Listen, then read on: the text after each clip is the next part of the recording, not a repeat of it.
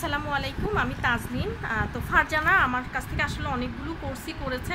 আজকে বললো সে আরও কোর্স করবে সেলাইটাতে। কিন্তু সে এক জায়গায় ভর্তি হয়েছিল, কিন্তু মোটামুটি এক প্রকার কান্নাকাটি করে ও আবার আমার কাছে ভর্তি হয়েছে বলতে ওর মা নিজে থেকে কল দিয়েছে যে আমি মেয়েকে অন্য জায়গায় ভর্তি করেছি, কিন্তু ও ওখানে ক্লাস করছে না, যাবে না, আপনার কাছেই যাবে। তো আলহামদুলিল্লাহ আমি খুশি হয়েছি। ও কিন্তু খুব খুঁতখুঁতে, মানে একটা জিনিস পারফেক্টভাবে না পারলে ও মানে ওটা যতক্ষণ পারে না ততক্ষণ চেষ্টা করতে থাকে। এটা কিন্তু খুব ভালো গুণ। তো আজকে খুব সুন্দর করে যেভাবে বেবি ফ্রক করে নিয়ে আসছে। আর কি নিয়ে আসছো দেখাও। তারপর পেটিকোট, তারপর ওর নানুর জন্য মেক্সি বানিয়েছে, এটা করে নিয়ে আসছে।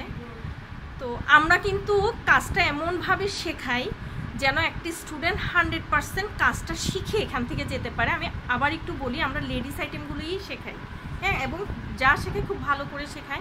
ফারজানা বলো, তোমার এটা ওর নানুর জন্য সেলাই করেছে। ফারজানা বলো, তোমার কেমন লাগছে এখানে কাজ শিখে?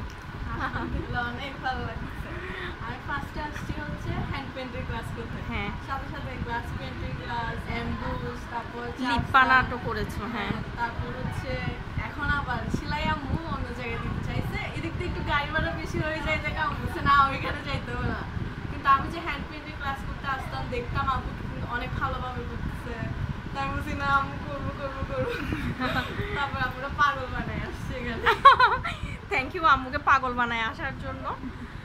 তো আপনারা যারা বিভিন্ন ধরনের কোর্স করতে চান দেখলেন তো, হ্যাঁ, আমরা চেষ্টা করি সবচেয়ে ভালোটা শেখানোর জন্য। তবে এটাও বলে রাখি, আমরা যে একদম সবাইকে খুশি করতে পারি তা না। আমাদের 100 জন স্টুডেন্টের মধ্যে 4-5 জন অসন্তুষ্ট থাকে, এটা স্বাভাবিক থাকবে একটা প্রতিষ্ঠান চালাতে গিয়ে।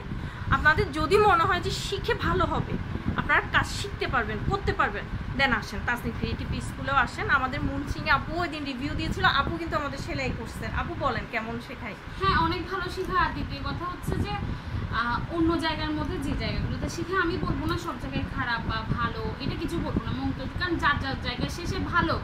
কিন্তু এখানে হচ্ছে আপনি একবার আসবেন, আপনার এখানে একবার ফি দিয়ে ঢুকবেন, কিন্তু আপনি যদি 10 বছর পরে এসে যদি বলেন যে আপু আমি এই জিনিসটা ভুলে গেছি, আপনাকে দেখাই দেবে। আর আমরা যদি বলি আপু ভুলে গেছি, হ্যাঁ, ট্রেনার আপু একটু বিরক্ত হবে, সরি আপু এটা বলার জন্য, কারণ উনি এখন স্টুডেন্ট, কারণ এতবার ওনাকে আমরা এত পেইন দিই, এটা স্বাভাবিক, মানুষ তো আমরা রেগে যেতে পারি। ওনার জায়গায় আমি হলে তো মারামারি শুরু করি, উনি অনেক কষ্ট করে শেখাচ্ছে, ঠিক আছে, আমরা ওটা নিতে পারতেছি না, এখন বারবার রিপিট করতে হচ্ছে, তো উনি এখন বিরক্ত হয়ে যাচ্ছে। কিন্তু তারপরেও আমি বলবো না যে বিরক্ত হয়ে উনি বলেন না যে দেখাও না, এটা কখনো বলেন না। তারপরে উনি অনেকবার দেখাই দেয়, যতবার বলে ততবার দেখাই দেয়, হাতে কলমে দেখাই দেয়, ঘুরে দেখায়, মানে যেভাবে ইচ্ছা।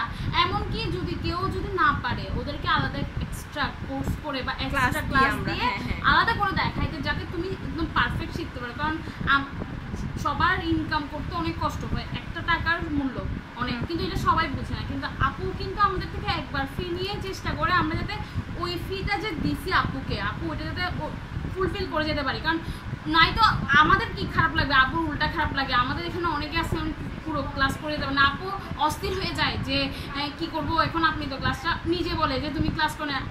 প্রথম যখন আমরা ক্লাস করতাম, এখন তো আমরা অনেক দিন হয়ে গেছে, আমি সেই রোজার ঈদের থেকে আসি এখানে, তখন আপু আমাকে ফোন করে ডাকতো, আমার মনে থাকতো না যে আমার ক্লাস, আপু আমাকে ফোন করে বলতো আপনার কিন্তু আছে ক্লাস আছে, আপনার কি মনে আছে, আমাদেরকে বলে উনি ফোন করে আনাইতো। উনি ওরকম অমায়িক, আন্তরিক। আপনারা সবাই আসবেন, আশা করি ভালো লাগে।